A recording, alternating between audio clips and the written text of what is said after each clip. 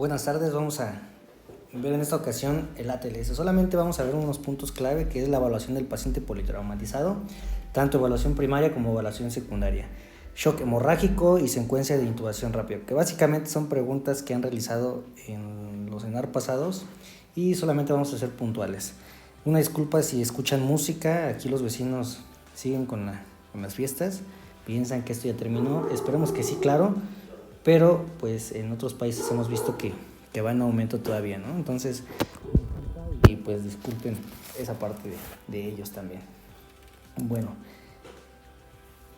como evaluación primaria, recordar que el paciente, en general, la primera causa de traumatismo pues es el accidente automovilístico, sobre todo jóvenes. El ABCDE también es importante ante toda evaluación primaria de todo paciente. Si en el examen les preguntan, en el caso clínico, cualquier situación, pero no viene el ABCDE, recordar que lo primero que hay que hacer es el ABCDE, ¿no? Recuerda que la A es la vía aérea permeable, la B es el control cervical, la A es la vía aérea permeable más control cervical, la B que es respiración, en este caso hay que evaluar la pared torácica, el diafragma y pulmones, ¿no? La C, circulación, hay que verificar la colocación de vías periféricas si fuera necesario. En caso de que haya hemorragias también hay que identificarlo, ¿no? Para poder pasar líquidos en su momento. La D es el déficit neurológico, lo que lo vamos a valorar con la escala de Glasgow, que eso no se puede olvidar, tienen que saberlo. Y también en la D también tenemos que valorar si el paciente tuvo drogas o alcohol, ya que esto puede alterar mucho el Glasgow, ¿no? Entonces, estos pacientes hay que estar valorando esta situación. La E pues es la exploración completa. Hay que evitar la hiponatremia, recordar que hay una triada que se llama triada mortal, que también es pregunta de examen, que se compone de la hiponatremia, coagulopatías y acidosis. Recordar que la hipotermia es el punto más importante para que no se genere todo lo demás de la triada mortal. Hay una X que habla sobre exsanguinantes, algunas bibliografías lo dicen, algunas no. Ahí se refiere únicamente a pacientes cuando, si encuentras lo primero que es una herida exsanguinante, pues lo primero que tienes que hacer es la X, ¿no? Que es control de la hemorragia antes del ABCD. Eso se ha demostrado, entonces eso recuérdenlo. Por si acaso llegara a venir en alguna pregunta, pues lo primero que responderían pues es la X, si el paciente tuviera una hemorragia exsanguinante, ¿no? Pero pues no lo creo que lo pregunten. Ahorita con todo esto que está pasando, de que ya están actualizando pues, las guías, algunas situaciones, pues puede que sí lo hagan, pero si no, no creo que lo hagan. La escala de Glasgow, aquí le puse algo que nos puede hacer recordar, que en el primero vamos a evaluar lo ocular, lo verbal y lo motriz. Vamos a ir por un puntito que va a ir aumentando en cada uno, que es 4, 5 y 6 puntos, ¿no? Abre los ojos, en la parte ocular recuerda que uno es abre los ojos, no abre los ojos, perdón. El 2 que es abre el dolor, el 3 que abre el hablarle y 3 que los abre solos, ¿no? De forma espontánea.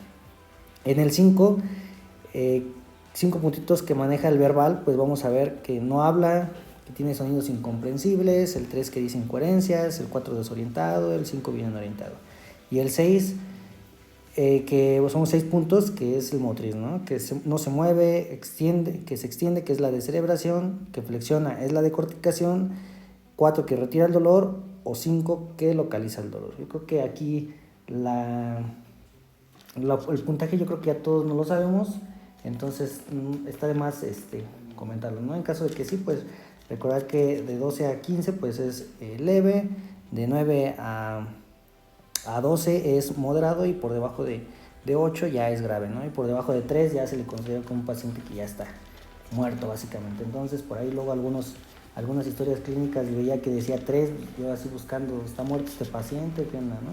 Pero entonces no, hay que valorar bien, eso sí lo preguntan, lo que viene en el examen es que te piden que tú des un Glasgow en ese tipo de pacientes, en el caso clínico, entonces para que estén al pendiente de esa situación.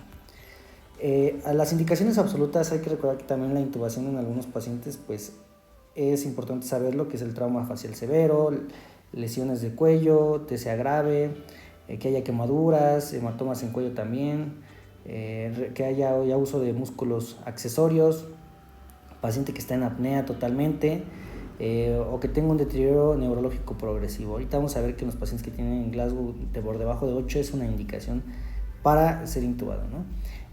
Recuerda que la vía aérea quirúrgica también se puede presentar en dos tipos, ¿no? Que es la traqueotomía o la cricotiroidectomía. Entonces eso ya va a ser valorable posteriormente, ¿no? En si se puede intubar, no se puede intubar, etc. Esto se puede hacer cuando hay edema de glotis, la primera indicación, edema faríngeo o una hemorragia que impide la visualización de la vía aérea. Fármacos más utilizados, que es el etomidato, ahorita vamos a ver por qué. En este caso, la secuencia de intubación primaria, recordar que es uno de los medicamentos que vamos a utilizar principalmente, y la succinilcolina pues es otro medicamento que se utiliza, y se utilizan principalmente estos porque no alteran la presión arterial. Recuerda que los pacientes con politrauma generalmente tienen hipotensión, ¿no? Como datos de choque, ya en tercer grado. La evaluación secundaria, como tal, ya vamos a valorar algo que preguntan también, que es el famoso sample, que el AS va a valorar signos y síntomas, en este caso es la clínica, la A de antecedentes, si el paciente tuvo cirugías previas, alergias, alguna religión, etc. Recuerda que no todos los pacientes se les puede hacer ciertos procedimientos, de acuerdo a las religiones, etc. El AM es por medicamentos previos y consumía. La P, patologías de base, si padecía alguna enfermedad crónico-degenerativa, etc. La L de lunch, que básicamente es qué comió al final. Recordar que antes de abordar un paciente también hay que saber qué es lo que comió. A veces la intubación y todo eso pues va a estar determinada también por esa situación, ¿no? Eventos previos al accidente también, que es la E. Y pues básicamente el amplia, que es otra de las evaluaciones secundarias que se utilizan. Básicamente la A es alergias, medicamentos, P de patologías, sobre todo se va a aplicar a las pacientes que están embarazadas, ¿no? Que tuvieron preeclampsia. La L y la I, que básicamente es si tenía algunas adicciones. La A, algunos antecedentes previos, por ejemplo, qué pasó antes del accidente, etcétera, ¿no? Pero el más utilizado es el sample, por si lo preguntan. Entonces, recordar cada una de las como tal, de la memotecnia, ¿no? Ahora sí, de esta parte de la secuencia de intubación rápida, sí lo preguntaron algunas cosas, y bueno, básicamente son 7 pasos, ¿no? Recuerda que el primer paso, bueno, todos lo conocen como las 7 P's, ¿no? La primera P pues es la preparación y evaluación. Hay que evaluar los predictores de vía aérea difícil, como cuál. Aquí está algunos que colocamos en una tabla, que es dificultad para la intubación previa anteriormente, apertura bucal de menos de 4 centímetros, distancia tiromentoniana menor de 6 centímetros, pero aquí lo que quiero que recuerden es la clasificación de Malampati, que la preguntan muchísimo. La clasificación de Malampati básicamente que tenga entre 3 y 4, ¿no? Que haya una protrusión mandibular o que el cuello sea demasiado grueso, ¿no? Más de 40 centímetros. Aquí les puse la clasificación de Malampati porque esta sí la preguntan. Recuerda que el 3 y el 4 son los principales, ¿no? Es 3, 4 ya es paladar blando y base de la úvula, que es lo único que se va a visualizar. Y el 3 y el 4 que ya es solo paladar duro, ¿no? Entonces, esto sí es importante porque sí lo preguntaron la clase de Malampati, el grado, y preguntaron qué es lo que se visualizaba. Entonces, recuerda nuevamente, 1, se ve literal paladar, se ve toda la visualización del paladar blando, las fauces, la úvula y los pilares. En el 2, lo mismo, pero ya no se ven los pilares. En el 3, se ve solamente paladar duro y base de la úvula, ¿no? Y el 4, que es solamente el paladar duro. Entonces, recordar que 3 y 4 ya es indicativo de vía aérea difícil, ¿ok? El 2, que es la preoxigenación. El 3, la premedicación. Aquí es donde hablábamos de los medicamentos de primera elección, ¿no? Para la premedicación, recordar que el etomidato pues, es el principal porque no afecta la presión arterial. Y recordar que estos pacientes en general van a estar chocados, ¿no? No todos, claro, pero pues estando hablando de la parte del ATLS, ¿no? La inducción y parálisis, que es el cuarto paso, que básicamente se va a hacer por el medicamento, pues los relajantes, etcétera, ¿no? Que es básicamente la succinilcolina, el que más se utiliza, ¿no? Acá arribita les pongo una una tablita en donde vemos estos medicamentos. Entonces es el más utilizado, la succinilcolina. El 5, que es el posicionamiento, el olfateo, en este caso posicionamiento del olfateo. Y hay una maniobra que se llama maniobra de Selig, ¿no? Que básicamente algunas bibliografías lo recomiendan, algunas no. ¿Por qué? Porque lo podemos utilizar para evitar el reflujo, pero también puede y no ayudar a la intubación rápida, ¿no? El 6, que es la intubación como tal, ahí vamos a verificar por medio de la auscultación o la capnografía. Aquí recordar que si les preguntan cómo se verifica la primera elección para verificar si el paciente está bien correctamente intubado es por medio de la capnografía. Entonces, por si lo preguntan, eso lo preguntaron más bien. El 7, que es cuidados posintubación, ¿no? Entonces, aquí les puse un listado que viene igual en una bibliografía. Todo esto es la TLS, las principales indicaciones para secuencia de intubación rápida, ¿no? Que es Glasgow menor a 8 o igual. Como les comentaba, ausencia de reflejos protectores de la vía aérea, quemaduras o lesiones de la vía aérea, que es un paciente que está en estatus convulsivo refractario y que ya falla respiratoria inminente. Dato importante y también preguntado, ¿cuál es la indicación, cuál es una contraindicación de frecuencia de intubación rápida o dónde no se utiliza? Recordar que es en el paciente que está en paro, ¿no? Ese paciente no se hace la secuencia de intubación rápida, ¿vale? Vamos al siguiente. Clases de shock hipovolémico. Recuerda que aquí algunos los manejan como grados, ¿no? Pero ya como tal ya se maneja como clase 1, clase 2, clase 3 y clase 4. Aquí de todo esto lo más importante es saber que las siguientes, que a partir de la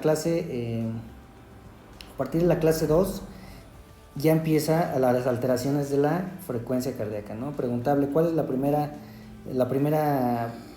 el primer signo que se altera? Pues es la frecuencia cardíaca.